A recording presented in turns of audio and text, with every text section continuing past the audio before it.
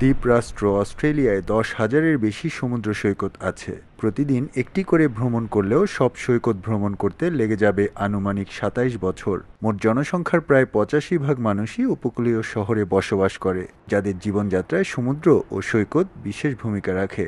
তবে মাত্র কয়েক মাসের ব্যবধানে দ্বিতীয়বারের মতো সিডনির প্রধান 9টি সমুদ্র সৈকত জনসাধারণের জন্য বন্ধ করে দেওয়া হলো।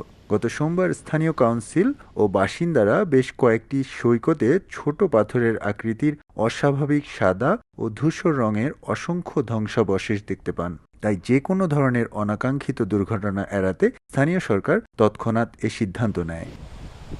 অস্ট্রেলিয়ায় এখন গ্রীষ্মকালীন ছুটি চলছে। পৃথিবীর বেশিরভাগ দেশে শীতকাল হওয়ায় বছরের এ সময় হাজার হাজার পর্যটক অস্ট্রেলিয়া ভ্রমণে আসেন। বিশেষ করে সিডনির জনপ্রিয় সৈকত ম্যানলি, বন্দাই, কুজি সৈকতে ভ্রমণকারীদের ভিড়ে পর্যটন শিল্প জমে ওঠে। তবে আকস্মিকভাবে সিডনির প্রায় সব বড় সৈকতগুলো বন্ধ হয়ে যাওয়ায় বিপাকে পড়েছে স্থানীয় ব্যবসায়ীরা।